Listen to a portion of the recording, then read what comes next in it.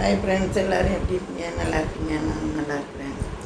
அப்புறம் இன்றைக்கி இதை பற்றி பேச போகிறேன்னா, நேற்று ஒரு பூவை பற்றி பேசியிருந்தேன். சேனலை பார்த்துக்கிட்டிங்களா? ஓகே. அதில் ஏதாவது உங்களுக்கு நான் சொன்னது கரெக்டாக அப்படிங்க தெரிஞ்சுதான் உங்களுக்கு? ஓகே. அப்புறம் இன்றைக்கி எதை பற்றி பேசுகிறோன்னா, கடவுளை பற்றி, நம்ம வாழ்க்கையை பற்றி, நம்மளுடைய வாழ்க்கையை பற்றி, நம்மளுக்கு கடவுள் செஞ்ச அற்புதங்களை பற்றி, அதிசயங்களை பற்றி, நம்மளுடைய வாழ்க்கையில் என்னென்னலாம் நடந்துச்சு அப்படிங்கிறத பற்றி நான் உங்களுக்கு சொல்கிறேன். நம்மளுக்கு நாமே எல்லாம் தெரியுறது, நம்ம அனுபவித்ததையும் நமக்கு தெரிஞ்சதையும் சொல்லும்போது நம்ம பேசலாம். ஓகே. கடவுள்கிட்ட பெற்ற நன்மைகளை நம்ம சொல்லும்போது அடுத்தவங்களுக்கும் அது பிரயோஜனமாக இருக்கும். அதேமாதிரி அவங்க பெற்ற நன்மைகளை அவங்க நமக்கு சொல்லுவாங்க. ஓகேங்களா? அது மாதிரி என்ன அப்படின்னா, இப்போ நம்ம நேற்று ஒரு பூவை பற்றி பேசணும். இன்னைக்கு நமக்கு ஒரு கதவு அப்படிங்கிறத பற்றி கூட ஒரு ஆண்டவர் நமக்கு அவருடைய படைப்பில் சொல்லியிருக்கிறார். எப்படி அது எந்த வார்த்தைகள் எந்த பொருளை வச்சுனாலும் எல்லா வார்த்தைகளுக்கும் கடவுள் நமக்கு அர்த்தம் சொல்லியிருக்காரு. எப்படி அது நம்ம ஒவ்வொருத்தருடைய வாழ்க்கைக்கு சம்மந்தமானதாக தான் இருக்கும். எப்படி அது மாதிரி கதவுன்னா எல்லார் வீட்லேயுமே கதவு இருக்கும். கதவு வாசல் இல்லாத வீடே கிடையாது. எப்படி அது மாதிரி நம்ம வீட்டில் ஒரு கதவு இருக்குன்னா, நம்ம கடவுளை நம்ம நம்மளுக்குள்ள உட்பிரவேசிக்க வேணும்னா நம்மளுக்கு கடவுள் நம்மளுக்குள்ளே வரணும். எப்படி கடவுளை நம்ம வீட்டுக்கு வரணும், அதுக்கப்புறம் நம்ம இருதயத்துக்கு வரணும். அப்போ அதில் ஒன்றுக்கும் நம்ம அவருக்கு இடம் கொடுத்து விசுவாசம் கொடுத்து அவரை நம்ம அன்பாக நேசிக்கும் பொழுது அவர் நம்முடைய இதயத்தில் வாஞ்சிப்பார். எப்படி அப்போ அதுக்கு நம்ம என்ன செய்யணும்? இடம் கொடுக்கணும். அதே மாதிரிக்கு மனிதர்களை எடுத்தாலும் நம்ம வீட்டுக்கு ஒருத்தர் வரணும்னா நம்ம வீட்டில் இடம் கொடுக்கணும். நம்ம கதவு திறக்கப்பட்டால் தான் வருவாங்க. எப்படி அதே மாதிரி கடவுள் என்ன சொல்லியிருக்காங்கன்னா, கதவுல ஆண்டவர் எப்படா நம்ம கதவருகே நிற்பார் ஆண்டவர். வசனத்தில் பார்த்துருக்கோம் பார்த்தீங்களா? உன்னுடைய வாசல் அண்டே நான் நிற்பேன் அப்படின்னு சொல்லியிருப்பார் கடவுள். எப்படி வசனத்தில் நம்ம படிச்சுக்கொண்ட ஒவ்வொருத்தரும் நம்மளுடைய கதவருகே நிற்பாராம். அப்போ நம்ம என்ன செய்யணும்? நம்ம கடவுள் நம்ம வீட்டுக்கு வந்தாங்க, நம்ம பிள்ளை எப்போ கதவை திறப்போம் அப்படின்னு சொல்லி நம்ம கேளுங்கள் திறப்படும், தட்டுங்கள் திறக்கப்படும், தேடுங்கள் கண்டடைவீர்கள் அப்படின்னு சொல்லி கூட நமக்கு வாக்குத்தத்தம் வச்சுருக்கிறாருங்களா? எவனுமே தட்டுங்கள் திறக்கப்படும், தட்டுனா நம்ம திறப்போம். அதே மாதிரி கேளுங்கள் கொடுக்கப்படும், கேட்டால் தான் நம்மளுக்கு கிடைக்கும். அதே மாதிரி ஏதோ ஒன்று நம்ம விட்டுட்டோன்னா அதை தேடுனா நம்ம கண்டுபிடிப்போம். அதே மாதிரிக்கு நம்ம ஒவ்வொருத்தருடைய வீட்லேயும் வாசப்படியில் கர்ச்சித்த சிங்கம் போல் சாத்தம் இருக்கும். எப்படி அப்போ அதை நம்ம வர விடாமல் நம்ம தடுக்கணும். வாசல் அருகே நம்மளுடைய தேவன் நமக்காக நிற்பார். அப்போ நம்ம கதவை திறந்து அவரை நம்ம பிரவேசிக்க வைப்போம் நம்ம வீட்டுக்கு. அப்போ நம்ம என்ன சொல்லுவோம்? என் வீட்டை சுற்றி வேலி அடைத்துக்கொள் அப்படின்னு நம்ம சொல்லுவோம். நம்ம என்ன சொல்லுவோம்? ஆண்டவரே, ஒவ்வொரு நேரம் நம்ம ஜெபத்தில் என்ன சொல்லுவோம்? ஆண்டவரே, என்னுடைய வீட்டை சுற்றி வேலி அடைத்து கொள்ளுங்கள், என்னை இரத்த கோட்டைகளை மறைத்து கொள்ளுங்கள் அப்படின்னு சொல்லி நம்ம ஆண்டவர்கிட்ட நம்ம ஒவ்வொருத்தருவே நம்ம ப்ரேயரில் கேட்போம். எப்படி நம்ம தேவ தூதர்களை கொண்டு நம்மளை தேவன் காத்து கொள்ளுங்க அப்படின்லாம் நம்ம சொல்லி வசனத்தில் நமக்கு எல்லாமே ஆண்டவர் வச்சுருக்கிறாரு. அதே போல் எப்படின்னா, நமக்கு கடவுள் நம்ம அதிகமாக நம்ம அவரை நேசிக்கும் பொழுது அவர் நம்மளோட எப்படி இருப்பாராம்?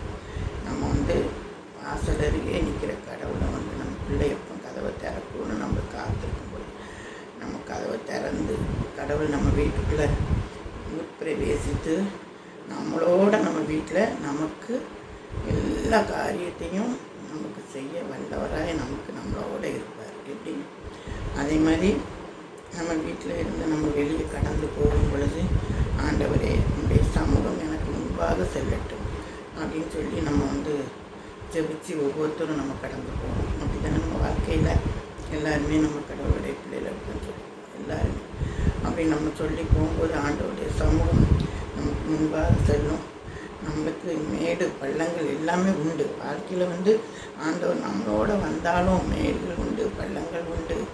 எல்லாத்தையும் ஆண்டவர் நமக்கு என்ன செய்வார்? மேடு பள்ளங்கிறது தான் ஒரு வாழ்க்கை. அப்படிங்கும்போது அந்த மேடு பள்ளத்தெல்லாம் கடந்து போகிறதுக்கு நம்மளுடைய தேவன் நம்மளோட கூட வருவார். நம்மளுக்கு அவரை நேசிக்கும் பொழுது நமக்கு எல்லா தடைகளையும் நமக்கு மாற்றி நம்மளை அற்புதமாக வழி நடத்துவார். அது ஒன்று. ஓகேங்களா? அப்புறம் யாருக்குமே அதே மாதிரி நம்ம கடவுள் நம்மளோட வழியருகே நம்மளுக்கு தேவ தூதர்கள் நம்ம பிள்ளைங்கள் போகுதுன்னு சொல்லி அவர் நமக்கு தேவ தூதர்களையும் ஏஞ்சல்களையும் நமக்கு வழியருகே நிப்பாட்டி வைப்பாராம்.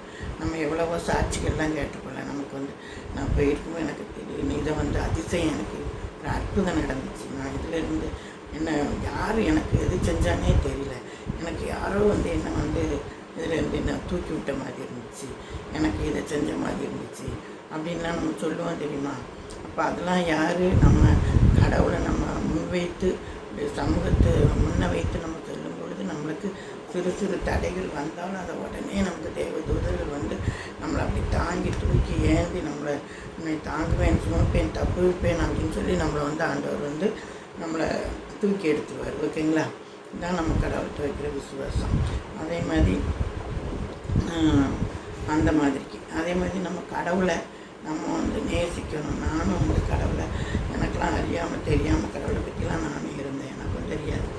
அப்புறம் கடவுளை பற்றி நம்ம ஒன்று ஒன்றா படிக்கும்போது கடவுளை பற்றி நம்ம அற்புதங்களெல்லாம் நம்ம தெரியும்போது நம்ம கடவுளுக்கு நம்ம என்ன செய்யணும்? ஒரு கதவு அருகே இருக்கும்போது பார்த்திங்கன்னா நம்ம கதவு திறந்த ஆண்டவர் வந்துடுறாரு. நம்ம பிரவேசிக்கிறாரு, நம்ம நேசிக்கிறோம், அவருக்கு அன்பு கொடுக்குறோம். அவரை நம்ம நம்ம இருதயத்தில் நம்ம இடம் கொடுக்கணும். அப்போ நம்ம இருதயத்தின் வாசலை நமக்கு அவர் திறந்தால் தான் நம்ம இருதயத்தில் இருக்க முடியும். அப்போ நம்ம இருதயத்தை நம்ம எப்படி நம்ம இருதயத்தை அவர் கொடுக்கணும்ல, இதயத்தை. அப்போ அவருக்கு எப்படி நம்மளை பிரவேசிக்க வைக்கணும்னா, ஒரு கடுகு எடுத்துக்கோங்க. கடுகு கடவுளுடைய படைப்பு. அந்த கடுகு ஒரு சின்ன ஒரு பொருள் தான். இருக்கிறதுலையே சின்னது பார்த்திங்கன்னா கடுகு தான். எப்படி எல்லாருக்குமே தெரியும். அப்போ அந்த கடுகு சிறுத்தாலும் காரம் பெரியுது அப்படின்னு சொல்லி அதுக்கு ஒரு இது இருக்குது. புரியுதுங்களா? சொல்லுவாங்களா, கடுகு சிறுத்தாலும் காரம் பெரியுது, அதில் உள்ள காரம் பெரியுது. அந்த கடுகில் என்னென்னலாமோ பண்ணுறாங்க, நிறையா ஆயில் தயார் பண்ணுறாங்க. அதில் உள்ள காரங்கள் நம்ம சமையலுக்கு அதுக்கு யூஸ் பண்ணுற மாதிரி அது பெரிய அதுவும் அதுக்கு தகுந்த எல்லா நன்மைகளையும் நமக்கு செய்யுது. எப்படி? அதே மாதிரி கடவுள் ஒரு கடுகை பற்றி நம்ம சொல்லணும்னா நம்ம மனசில் அவருக்கு அந்த சிறிய அளவு, அந்த சின்ன அளவு தான், அந்த சின்ன கடுகு அளவு நம்ம மனசில் இடம் கொடுத்துட்டோம்னா மலையளவு பெரிதாகும் அப்படின்னு சொல்லி கடவுள் சொல்லியிருக்காரு. எல்லாருக்கும் தெரியுங்களா? கடவுள் சொல்லியிருக்காரு பார்த்தீங்களா? கடுகளவு நீ எனக்கு இடம் கொடுத்தா நான் உன்னை மலையளவு பெரிதாக்குவேன் அப்படின்னு சொல்லியிருக்கிறார். அப்போ நம்ம ஒவ்வொருத்தரும் நம்ம இருதயத்தில் கடவுளுக்காக நம்ம ஒரு சின்ன கடுகளவு இடம் கொடுக்கணும். அப்போ அவர் அந்த கடுகளவு இடம் கொடுத்தாலே போதும், அவர் நமக்கு பிரயோஜிக்கிறார். பார்த்தீங்களா? அப்போ நம்ம கடவுள் நம்மளுக்குள்ளே வரணும்னா அவருக்கு நம்ம ஒரு இடம், அதுக்கு தான் கடவுள் நமக்கு சொல்லியிருக்கிறார் பைபிளில். நீ கடுகளவு சிறிதளவு சொல்லுவார், நீ சிறிய அளவு இடம் கொடுத்தாலும் ஒன்றை பெரிதாக்குவேன் அப்படின்னு சொல்லியிருப்பார். நான் உங்களுக்கு அந்த கடுகு சிறிய கடுகை பற்றி நான் உங்களுக்கு சொல்கிறேன். ஓகேங்களா? அப்படி ஆண்டவர் ஒவ்வொரு காரியங்களையும் நமக்கு உண்மைகளை வச்சுருக்கிறாரு, வசனத்தை வச்சுருக்கிறாரு. நமக்கு சோர்ந்து போகிற நேரத்தில் எல்லா நேரத்துலையும் நம்ம ஆற்ற தேற்ற அரவணைக்க எல்லாத்துக்கும் நமக்கு ஆண்டவர் வார்த்தைகளை தான் வச்சுட்டு போயிருக்காரு. எப்படியும் நம்மளுடைய வாழ்க்கையும் அனுப்புவான். அது மாதிரி ஒவ்வொரு வாழ்க்கைகளையும் நம்ம இந்த மாதிரி தான் கடந்து போய்கிட்டு இருக்கோம் ஒவ்வொருத்தரும். எப்படி? அப்போ ஆண்டவர்கிட்ட அந்த மாதிரி நம்ம நம்ம வீட்டுக்குள்ளே அவர் இருந்தாருன்னா நமக்கு எல்லா காரியங்களும் அவர் வாய்க்கு செய்வார். நம்ம வீட்டில் என்னென்ன நம்ம கேட்குறோம் எல்லாத்தையும் நம்மளை அரவணைச்சு நம்ம ரத்த கோட்டைகளை மறைத்து நம்ம வீடுகளை தெய்வத்துக்கு காவல் வச்சு நம்மளை போக்கணும் வரத்தும் எல்லா காரியங்களையும் ஆண்டவர் நமக்கு நிறைய செய்வார். எப்படி?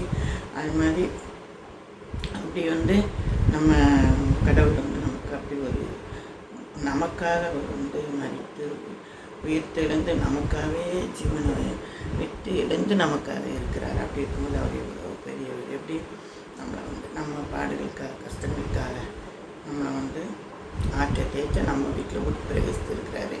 நம்ம அவருக்கு மனத்தில் இடம் கொடுத்து அவரையும் நம்ம நேசித்து நம்ம அவருடைய காரியங்களை யாருக்கும் நம்ம வந்து தீமைகள் செய்யாமல் நம்ம யாருக்கும் தீமையை நினைக்காம எப்பொழுதும் நம்ம ஒரு கடவுள் போல ஒரு பாதத்தில் அவர் வந்து ஒரு மரியாதை போல் நம்ம ஒரு நல்ல பங்கு கடவுள் பாதத்தில் வந்து எடுக்கணும். எப்படி அப்படிதான்.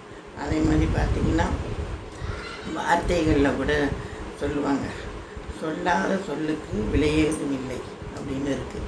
எப்படி அது கூட இருக்குது வார்த்தைகள். இது எல்லாருக்குமே தெரியும். சொல்லாத சொல்லுக்கு விலையேதும் இல்லை. ஒரு சொல்லு வந்து நம்மளுக்கு வந்து எதை சொல்லணும்னு நினைக்கிறோமோ அதை சொல்லிடணும். இல்லைன்னா அதுக்கு எந்த நேரத்தில் சொல்லணுமோ அதை சொல்லிடணும். இல்லைன்னா அது விலை கிடையாது. இப்போ அது எப்படின்னா ஒருத்தங்களுக்கு ஒரு காரியங்களை பற்றி நம்ம சொல்லணும். அது ஒரு நல்லது இல்லை, அது ஒரு தேவையில்லாத காரியங்கள் எதாக இருந்தாலுமே நம்மளுக்கு ஒரு ஃப்ரெண்ட்ஸாக இருப்பாங்க, சொந்தக்காரங்களாக இருப்பாங்க. அப்படி இருக்கும்பொழுது ஒரு காரியங்கள் நம்மகிட்ட நம்ம சொல்கிறோன்னா அதை வந்து நம்ம வந்து நமக்கு பிடிச்சதோ அப்படி நம்மளை வந்து பிடிக்காத ஒரு காரியங்களை சொன்னாலும் இல்லை அப்படிங்கும்போது கூட நமக்கு தேவையில்லைன்னா அந்த நேரத்தில் நம்ம சொல்லிடணும். அதான் அதே மாதிரி நம்மளுக்கு ஒருத்தங்களுக்கு ஒரு நல்லதை ஒன்று சொல்லணும் அப்படின்னா கூட நம்ம அந்த நேரத்துக்கு நம்ம சொல்லணும்.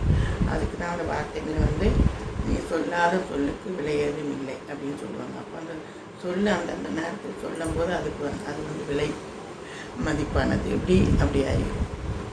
அப்படி கடவுள் வந்து நிறைய நமக்கு வந்து ஆண்டவரை நம்ம நேசிச்சோன்னா அவர் வந்து நம்மளுக்கு நிறைய காரியங்களை நமக்கு வாக்கி செய்வார். ஓகேங்களா? அது மாதிரிக்கு ஆண்டவர் வந்து இன்னும் என்ன பார்த்திங்கன்னா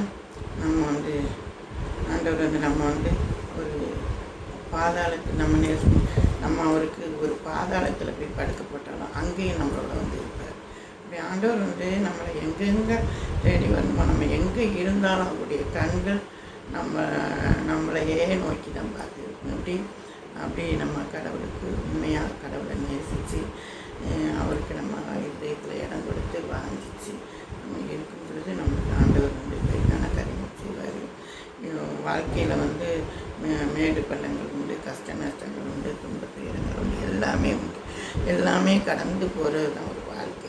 அந்த வாழ்க்கையை ஆண்டவர் வந்து நமக்கு வந்து எந்தெந்த நேரத்தில் நமக்கு அதை நல்லபடியாக மாற்றி அமைச்சு நல்லபடியாக செஞ்சு கொண்டே இருப்பார். நமக்கு எப்படி எப்பொழுதும் கடவுளை நம்ம நேசிக்கிற பிள்ளைகளுக்கு கஷ்டங்கிறதே கிடையாது. எப்படி அவர் நம்மளை வந்து ஆரம்பிச்சுப்பார். அப்படிதான் நான் வந்து என் வாழ்க்கையில் நிறைய எல்லா காரியங்கள்லையுமே சோர்ந்து போகிற நேரத்துலையும் சரி எல்லா நேரத்துலையும் நான் ஆற்றி தேய்ச்சி அரவணைச்சிருக்கிறாரு. ஓகேங்களா? அது மாதிரி நான் எப்படின்னா என்னோட இது எப்படின்னு பார்த்தீங்கன்னா, நான் வந்து கடவுளை வந்து நீங்கள் சொன்ன மாதிரி எனக்கு சின்ன வயசுல இருந்தே பார்த்திங்கன்னா சண்டே கிளாஸுக்கு போகிறது, அப்படியே எனக்கு ஒரு ஃப்ரெண்ட்ஸ் உண்டாக கூட சண்டே கிளாஸ் போகிறது, ஸ்கூல் படிக்கும்போது சண்டே கிளாஸ் போகிறது, அந்த மத்தியான நேரத்துலலாம் நம்ம சர்ச்சு ஸ்கூல்களில் தான் படிப்போம். ஸ்கூல்களில் நான் வந்து நாங்கள் பிஎஸ்பி ஹை ஸ்கூல்னு சொல்லி புதுக்கோட்டையில் படித்தேன். அங்கே சர்ச் இருக்குது. அப்போ வந்து மத்தியானம் வந்து அந்த லஞ்ச் டைமில் வந்து கிறிஸ்டின் பிள்ளைகளுக்காக வைப்பாங்க. அப்போ எனக்கு ஒரு ஃப்ரெண்ட்ஸ் இருக்கான், ஜாஸ்மின்னு சொல்லி, அவளோட போய் நான் அதில் அட்டென்ட் பண்ணுறது. அப்படி நம்ம கூட இருந்து சின்ன வயசுலேயே அந்த சண்டே கிளாஸ் அட்டென்ட் பண்ணுறது, அப்புறம் அந்த மத்தியான நேரங்களில் போய் ஆண்டவர்கிட்ட ப்ரே அப்படி சின்ன வயசுலேருந்தே கொஞ்சம் கொஞ்சம் கடவுளை பற்றி அப்படியே தெரிஞ்சு இருந்தது. ஆனால் பெரிதாக நமக்கு வந்து அப்போ சின்ன வயசில் இந்த கடவுள்களை பற்றி அந்த ஒரு ஃப்ரெண்ட்ஸோடு போகிறது அப்படி தான் இருந்தோம். அதுக்கும் பிறகு வந்து பெரிய ஆன பிறகு எனக்கு வந்து மேரேஜ்லாம் ஆன பிறகு பார்த்திங்கன்னா கடவுள் வந்து விசுவாசிக்கும், ஆனாலும் கடவுளை பற்றி ரொம்ப தெரிஞ்சு அப்படின்னு இருக்க மாட்டோம். அப்போ வந்து அப்படியே நிறைய ஊழியக்காரங்கள்லாம் வருவாங்க எங்கள் வீட்டுக்கு பக்கம். அப்படி ஊழியக்காரங்கள்லாம் வரும்பொழுது நிறைய வீடு இருக்கும். அப்போ இருந்தாலும் நம்ம வீட்டை வந்து தட்டிட்டு வருவாங்க. அப்போ தட்டிக்கிட்டு வரும்போது அன்னைக்கு நம்ம ஏதாவது உண்மையிலேயே நான் வந்து எனக்கு எனக்கு அனுபவமாக ஏதாவது ஒன்று நினச்சி சோர்ந்து துக்கப்பட்டு சில நேரங்களில் நான் இருப்பேன். அப்படி இருக்கும்போது பார்த்திங்கன்னா அந்த நேரம் வந்து கேட்டாங்களா என்ன அப்படின்னு பார்த்தா வரிசையே வீடு இருக்கும். நம்ம வீட்டுக்கு தான் வந்திருப்பாங்க 2 ஊழியக்காரங்க அப்படி வருவாங்க லேடிஸ்க்கு. நான் தூத்துக்குடியில் இருந்தேன். அப்போ வரும்போது என்னடா நம்ம வீட்டுக்கு வராங்க அப்படின்னு நினச்சா சரி ப்ரேயர் பண்ணலாமா அப்படிம்பாங்க. சரி வாங்க சிஸ்டர் அப்படின்னு சொல்லிட்டு உட்காந்துருந்து ஏதாவது அவங்களுக்கு காப்பிட்டு ஏதோ கொடுத்துட்டு நம்ம வந்து அவங்களோட விசாரிச்சுட்டு உட்காந்து சரி ப்ரேயர் பண்ண ஆரம்பிப்போம். அப்போ வந்து ப்ரேயர் பண்ணுவாங்க. அப்போ நம்ம என்ன நினைப்போம், நம்ம நினைக்கவே இல்லை. அதுக்கப்புறம் தான் நினைப்போம் உங்கள் வீட்டுக்கு வந்துக்கிட்டே இருந்தோம், உங்கள் வீட்டுக்கு வரணும்னு தோணுச்சு. நான் வந்து உங்கள் வீட்டுக்கு தான் வரேன்னு எங்களுக்கு கடவுள் சொன்ன மாதிரி இருந்துச்சு அப்படின்னு அவங்களே சொல்லுவாங்க. அப்படிங்கும்போது நம்மளை ஆண்டவர் பார்த்திங்களா இதுதான் தேவதூதர்கள் கொண்டு நம்ம வீட்டில் வந்து நம்ம அந்த நேரத்தில் உண்மையிலே நான் சொல்லிருப்பேன். அப்போ தான் நான் வந்து அப்படியே படிப்படியாக அப்படியே ஆண்டவர் வந்து அப்படி நம்ம கலங்கி இருக்கிற நேரங்களெல்லாம் வந்து ஒரு தேவதூதர்கள் மூலமாக ஊழியக்கார பெண்களை அனுப்பி ப்ரேயர் பண்ணுவாங்க. சரி என்னன்னு கேட்டால் சரி எதை நம்ம சொல்ல வேண்டியதாக இருந்தால் சொல்லுவாங்க, என் குடும்பத்துக்காக ஜெபிங்க அப்படின்னு ஜெபிச்சுட்டு போவாங்க. அப்படிலாம் உண்டு. அப்படியே ஆண்டவர் வந்து நம்மளை தேடி அப்போ நம்மளை அப்போ தான் அதுக்கு பிறகு தான் சொல்லுவாங்க பக்கத்து அப்போ வந்து ப்ரேயர்லாம் பண்ணிட்டு போன பிறகு கூட கேட்பாங்க இந்த பக்கத்து வீட்டிலலாம் எங்கள் வீட்டெல்லாம் தாண்டி தான் வந்தாங்க, உன் வீட்டை வந்து தட்டி வந்தாங்களே அப்படிம்பாங்க. அதெல்லாம் அப்படியா அப்படின்னு சொல்லுவேன். அப்போ ஆண்டவர் யார் வீட்டில் யாரை ஆண்டவர் தேடி இருக்கிறாரோ அவங்க வீட்டில் நம்ம இந்த வீட்டில் போய் ப்ரேயர் பண்ணணும் அப்படின்னு சொல்லி அவருடைய நோக்கமாக இருந்து தான் நம்மளுக்கு வராங்க. அப்படி நான் நிறையா இருக்குது, நிறைய சொல்லிக்கிட்டே போகலாம். உங்களுக்கு கொஞ்சமாக சொல்கிறேன். அப்படி தான் அந்த மாதிரி தேடி ஆண்டவர் வந்து வர ஆண்டவரை பற்றி நான் அறிய ஆரம்பித்தேன். அதுக்கப்புறம் பைபிளெல்லாம் நல்லா படிக்க ஆரம்பித்தேன். அப்படியே நிறையா ஆண்டவருடைய காரியங்களை பற்றி கொஞ்சம் கொஞ்சமாக அப்புறம் தான் நிறைய எனக்கு ஆண்டவரை பற்றி தெரிய ஆரம்பிச்சிச்சு. எப்படி அப்புறம் வந்து அது மாதிரி இருக்கும். அப்புறம் இப்படி தான் கடவுள் வந்து என்னுடைய வாழ்க்கையில் எப்படி நான் சொல்லணும்னா அதே மாதிரி தான் நீங்கள் பார்க்கும்போது பார்த்தா எல்லாருக்குமே நடந்திருக்கும். அதே மாதிரி நீங்கள் ஆண்டவரை பற்றி யாராவது அவரை நேசிக்கணும், ஆண்டவர் நம்மளோட இருக்கணும் அப்படின்னு சொன்னால் அவருக்கு நீங்கள் முதலிடம் கொடுத்து அவருக்கு இன்னும் ஆண்டவருக்குள்ளே வரணும்னு நினைக்கிறவங்க மனசில் இடம் கொடுத்து நம்ம அவரை வந்து நேசித்து அவரை வந்து கடைப்பிடிச்சிக்கங்க. ஏன்னா கடவுளோடு இருக்கும் பொழுது எப்படி நம்ம பெரிய காரியங்கள் செய்வார், எப்படி நம்மளை எல்லாத்துலேயும் நம்மளுக்கு தாங்கி ஏந்தி சுமப்பார். ஓகேங்களா? அப்புறம் அப்படி தான் நடந்து எனக்கு வந்து பைபிளை பற்றி ஒரு வசனங்கள் அது இதுன்ட்டு சொல்லி அப்படியே பைபிள் படிக்க அதெல்லாம் வந்து தெரிய ஆரம்பிச்சிச்சு. அப்படிலாம் அப்படி ஆண்டவர் வந்து நிறைய காரியங்கள் எனக்கு செஞ்சுருக்கிறாரு. ஓகேங்களா? அப்புறம் வந்து பார்த்திங்கன்னா நான் வந்து நான் எங்கே பிறந்தேன் என்ன வளர்ந்தேங்கிறதுல வந்து யூடியூப் மூலமாக தெரிஞ்சவங்களுக்கு தெரியாதவங்க இருப்பாங்களா எப்படி இல்லை பார்ப்பாங்களா அப்படிங்கும்போது நான் வந்து எங்கள் ஊர் வந்து தூத்துக்குடி மாவட்டத்தில் வந்து நம்மளையும் பற்றி சொல்லிவிடுவோம். இடையில வந்து கடவுள்கிட்ட பெற்ற நன்மைகளையும் நான் சொல்கிறேன். ஓகேங்களா? எப்படி ஆண்டவருக்குள்ளே வந்தேன், எப்படி நான் ரட்சிக்கப்பட்டேன், இன்னும் உங்களுக்கு நான் நிறைய ஆண்டவருடைய ரட்சிப்பு, அவருடைய பரிசுத்த ஆவி, அவருடைய வரங்கள் எல்லாமே அவர் வந்து என் வாழ்க்கையில் என்ன செஞ்சுருக்கிறாரு, நான் அவரோட எப்படி இடைப்பட்டு இருந்தேங்கிற நிறையா இருக்குது, எல்லாமே சொல்லிக்கிறேன். ஓகேங்களா? அப்புறம் வந்து பார்த்திங்கன்னா எங்களுக்கு வந்து தூத்துக்குடி மாவட்டத்தில் புலையன்கரிசல் அப்படின்னு இருக்குது. புலையன்கரிசல் அதான் எங்கள் ஊர், என்னோடய ஊர். ஓகேங்களா? எங்கள் குடும்பம் வந்து அது வந்து புலையன்கரிசல் அப்படிங்கிற ஊர் வந்து சின்ன கொழும்பு அப்படின்னு சொல்லுவாங்க. தெரியாதவங்க தெரிஞ்சுக்கோங்க, சின்ன கொழும்பு அப்படின்னு சொல்லுவாங்க. ஏன்னா எங்கள் ஊரில் நல்ல விவசாயம், அது இது வாழை, அப்புறம் முந்திக்காலெல்லாம் 2 பூ விளையிறது, அந்த மாதிரி மணிமிட்டர் தாமிரபரணி அந்த தண்ணியெலாம் வந்து எங்களுக்கு அந்த பக்கம் நல்ல விளைச்சல்கள்லாம் உண்டு கொடுத்துருங்க. அதனால் எப்பவும் அந்த ஊர் செழிப்பாக இருக்கும். அதனால் சின்ன கொழும்பு அப்படின்னு சொல்லி சின்ன வயசில் அப்படியே நாங்கள் ஊரில் எல்லோரும் சொல்ல கேள்விப்பட்டிருக்கேன். அப்படி இருக்கலாம் சொல்லுவாங்க. அதை வச்சு நான் சொல்கிறேன். சின்ன குடும்பம் தானே எல்லா விவசாயத்தில் நல்லா உங்களுக்கு நல்லா இருக்குது, 2 பூ விளையுது அப்படின்லாம் சொல்லுவாங்க. அதனால் அந்த ஊருக்கு ஒரு மகிமை இருக்குது. ஓகேங்களா? பிள்ளைங்க இருக்கிறதுனாலே தூத்துக்குடி மாவட்டத்தில் இருக்குது. எங்களுக்கு குளம் அது இதெல்லாம் இருந்து நல்ல தண்ணி பாசனம் வச்சு நல்ல விளைச்சல்கள்லாம் உண்டு எங்கள் ஊர் பக்கம். ஓகேங்களா? அது மாதிரி நான் பிறந்த ஊர். ஓகேங்களா? எங்களுக்கு எங்கள் குடும்பம் வந்து பெரிய, நான் வந்து 7வது பொண்ணு, என் தங்கச்சி வச்சுருக்கேன். எங்கள் வீட்டில் வந்து 4 அண்ணன்மார்கள், 4 அண்ணா, ஒரு 2 அக்கா, நான் என் தங்கை. அது மாதிரி நாங்கள் வந்து எங்கள் வீட்டில் 8 பேர். ஓகேங்களா? நாங்கள் வந்து அது மாதிரி நாங்களும் ரொம்ப பெரிய குடும்பம். ஓகேங்களா? நான் எத்தனை பேர் என்னங்கிறத நான் சொல்லிட்டேன். ஓகே. அது மாதிரி சின்ன வயசில் எங்கள் ஊரில் எப்படி பிறந்து வளர்ந்தது, அங்கே படித்தது, அப்புறம் அங்கே என்னென்னலாம் விளாட்டுத்தனம் பண்ணது சின்ன வயசில், அந்த மாதிரி கதைகளை நான் ஆண்டவர் நம்மளை வந்து ஆண்டவர் வந்து நம்மளை கற்பத்தின் கனியிலேயே நம்மளை தெரிஞ்சிருப்பார். எப்படி நம்ம அம்மாவுடைய வயிற்றில் இருக்கும்போதே கற்பத்தின் கனியில் நம்மளை அவர் வந்து தெரிஞ்சு வச்சுருப்பார். ஓகேங்களா? அதனால் நம்ம வந்து எப்படி இருந்தாலும் அவருடைய வேலை வரும்போது நம்மளை வந்து கடவுள் அவர் பக்கம் கூப்பிட்டு நமக்கு அதிசயங்களை காண பண்ணுவார். அது மாதிரி தான் என் வாழ்க்கையிலையும். ஓகேங்களா? அது மாதிரி எங்கள் குடும்பத்துலேயும் பார்த்திங்கன்னா இந்துக்களும் இருக்காங்க, கிறிஸ்டினும் இருக்காங்க.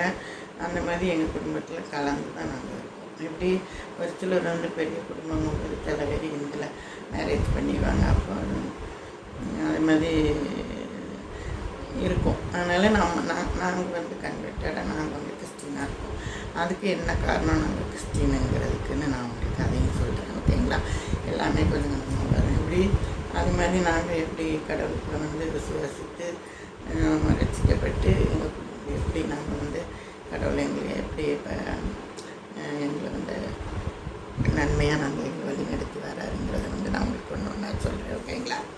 அது மாதிரி இன்னும் ரொம்ப இதாக இருக்கும். நான் சின்ன வயசில் வந்து எப்படி எங்கள் ஊரில் வளர்ந்தது, எங்கள் ஊரில் நிறையா குளம் குட்டைகள் அது இதுன்னு இருந்த அந்த ஊர்களில் வந்து எப்படி இருந்தேன் அப்படிங்கிறது எல்லாத்தையும் நான் உங்களுக்கு சொல்கிறேன். ஓகேங்களா? நம்ம வந்து அதான் நான் சொல்கிறேன், நம்ம வாழ்க்கையில் நம்ம வளர்ந்தது, நம்ம வளர்ந்த விதங்கள், நம்ம வளர்ந்தது, நம்ம ஆண்டவரை பற்றி கொண்டது, அதே மாதிரி அவர் நமக்கு செய்த நன்மைகள், அதே மாதிரி நம்ம சோர்ந்து போன நேரம், நம்ம கஷ்டப்பட்ட நேரம் அவர் நம்மளை தூக்கி எடுத்தது எல்லாம் சேர்ந்தது தான் நமக்கு ஒரு வாழ்க்கை. எப்படி நம்ம வந்து எல்லாமே யாருமே வந்து நான் கஷ்டம் இல்லாமல் அப்படி இல்லாமல் நான் எப்பவும் இப்படியே இருந்தேன்னு யாருமே சொல்ல முடியாது. எப்படி உண்மையில் யாருமே சொல்ல முடியாது.